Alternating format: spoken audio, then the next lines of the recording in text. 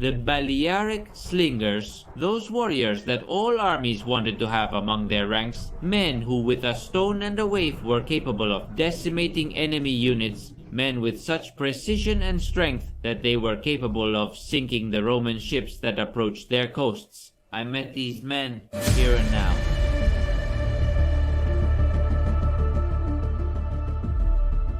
The Balearic Slingers were warriors originating from the Balearic Islands, as you have surely been able to deduce. We're going to analyze their full equipment and tell some details about them that you probably didn't know. Let's begin. First of all, we're going to learn a bit about their history in the armies. Firstly, we have, let's say, a local militia that defended the islands against foreign powers, pirates, and any other external threat. It was the Carthaginians who first noticed the potential of these units in combat, and accustomed to hiring mercenaries, they hired the services of these men who made their debut during the Sicilian Wars on the Punic side. Subsequently, about 2,000 Balearic Slingers enlisted in the Carthaginian hosts during the Second Punic War. Hannibal placed them in the front line, similar to the velites of the Roman legions. The difference is that the slingers had much more range than the light Roman units, which you can learn about by clicking the link shown at the top of the screen. Hannibal held these men in high regard and protected them at all times, as they were almost irreplaceable. The Romans soon also noticed their skills in battle, so like the Carthaginians, they would hire their services. But of course, there came a time when the Romans wanted to take the islands, something that the natives of the Balearic Islands did not like at all. This led to Metellus' campaigns to take these islands, which you can learn about in the video whose link is shown at the top of the screen.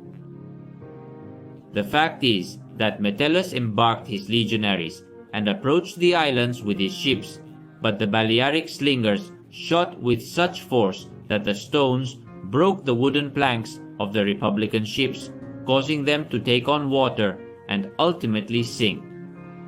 Wow.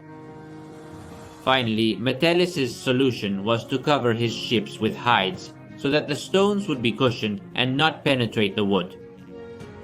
The idea worked, and the Romans were able to reach the coast and take the islands.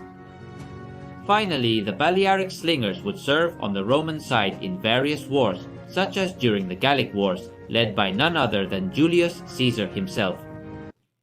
And now, let's continue. I mentioned that the Carthaginians and the Romans hired the Slingers as mercenaries.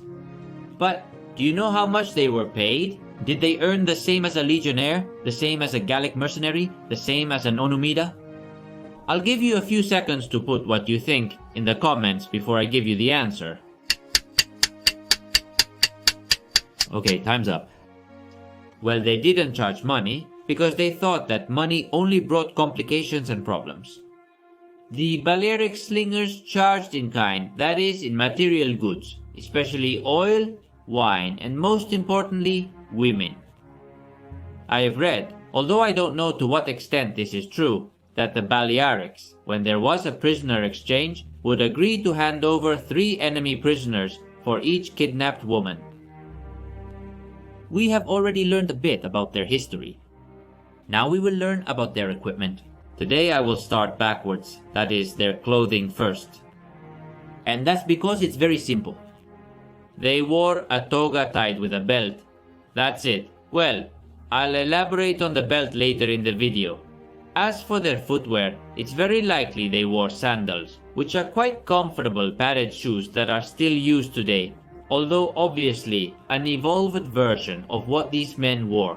Now it's time for the weapons. The Balearic Slingers carried 3 different slings. Yes, they didn't carry just one sling, but one for each situation. They carried a small sling for the closest shots, a medium one for mid-range shots, and a long one, guess what, for long-range shots. But how did they transport the slings? Well, it's very simple. They carried the smallest sling tied to their head, as you can see in the picture. They carried the medium one in their hand, and the largest sling was tied around their waist, serving as a belt. Do you remember that I just told you that I would clarify about the belt? Well, this is why, because it's not really a belt but a sling. The slings were made of esparto or agave, plants that are very abundant on the islands, and when properly made, they have great strength and an appropriate weight to be handled with ease. What did they throw? The slingers, contrary to what is normally thought, did not go into battle, pick up a few stones and throw them, no. The slingers prepared their ammunition in advance, filing the points and trying to leave the stone smooth and rounded so that it would fly without presenting high aerodynamic resistance and could thus go further. This ammunition was called glandes and could be made of various materials, mainly stone, terracotta or lead, weighing up to 500 grams. Lead projectiles were used mainly to shoot at armored targets, such as cataphracts. Obviously, if they ran out of ammunition, they could pick up stones from the ground and shoot them, but their aim and precision would decrease. The throw, simply put, consisted of spinning the sling 3 times over the head and then releasing one end of the sling so that the gland could be released and could fly towards its target, reaching a speed of 240 kilometers per hour. Think about a stone thrown at that speed. It could break the enemy's wooden shields and the lightest fortifications they had built. They were fierce competitors of the archers for a very simple reason.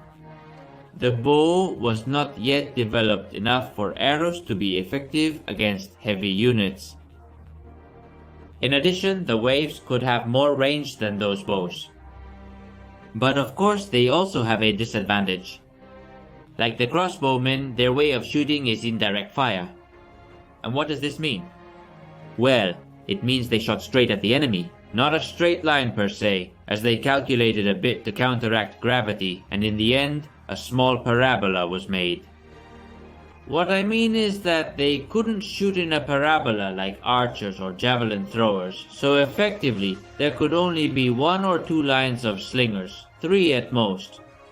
On the other hand, archers could have a depth, in quotes, without limit, because they could, as I said, shoot in a parabola without bothering each other. It is said that Balearic Slingers trained from childhood. Mothers would place their children's food in a basket on a tree branch and give clear instructions to their children. In order to eat, they had to be able to knock down the basket with the slingshot. And of course, with that incentive, the children did their utmost to learn and improve their skills with the slingshot. That's why the Balearic Slingers were so good, with such great accuracy. There are even those who say they were the first snipers in history. Well, that's one way to look at it. I invite you to leave me in the comments if you also believe they could have that title. Nowadays, it has become a sport that is gradually gaining followers, especially in the Balearic Islands. Here ends today's video. Many thanks to everyone, and especially to the patrons and senators of the Hispanic Guard for supporting the channel and making this project continue. Hit like if you liked the video and subscribe so you don't miss any episodes.